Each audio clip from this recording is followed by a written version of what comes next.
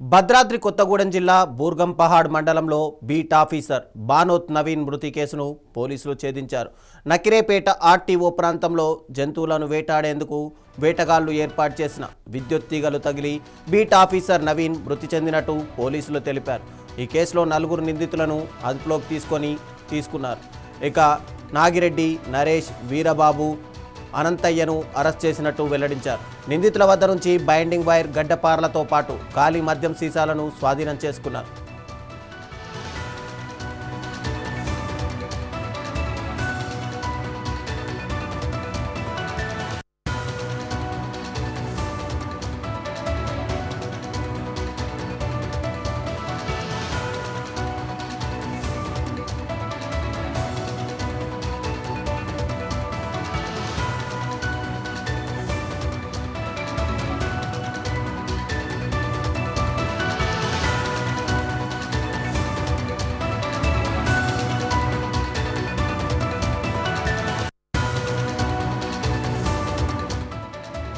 Arrest చేసిన 4 నిందితులను judicial remand కోసం కోర్టులో హాజరుపరచనున్నట్టు పోలీసులు తెలిపారు.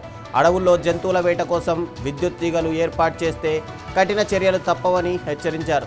విద్యుత్ తీగలతో వేటాడడం వల్ల అటవీ సిబ్బంది ప్రాణాలకు ముప్పు ఏర్పడుతోందని, అధికారుల ప్రాణాలకు ముప్పు తెచ్చే వారిని ఎట్టి పరిస్థితుల్లోనూ ఉపేక్షించబోమని బూర్గంపహాడ్ పోలీసులు స్పష్టం చేశారు.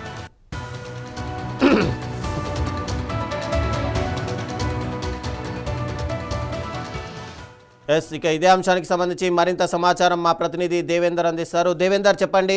పూర్తిగా చూసుకుంటే కనుక అటవీ శాఖ అధికారి మృతికి దాదాపు 4 ఇప్పటికీ అరెస్ట్ చేసినట్టుగా తెలుస్తుంది.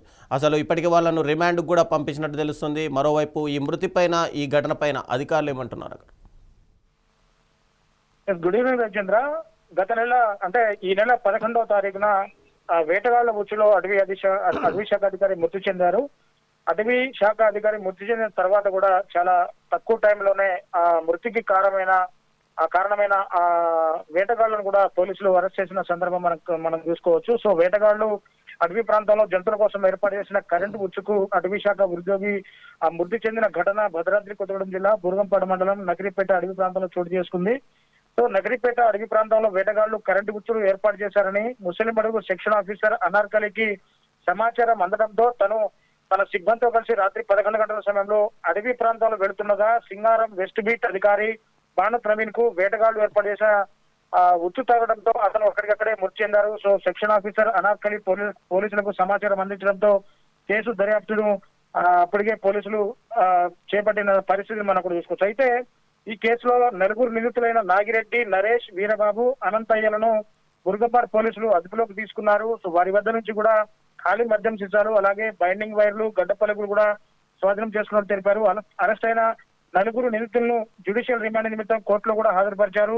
అటవీ జంతువులు వేట కోసం విద్యుత్ తీగలు అమరిస్తే కనుక కఠిన చర్యలు తప్పవని చెప్పేసి ఇటు పోలీసులు, అటు ఫారెస్ట్ అధికారులు సంయుక్తంగా చెప్తా ఉన్న పరిస్థితిని మనం ఒకరు చూసుకోవచ్చు.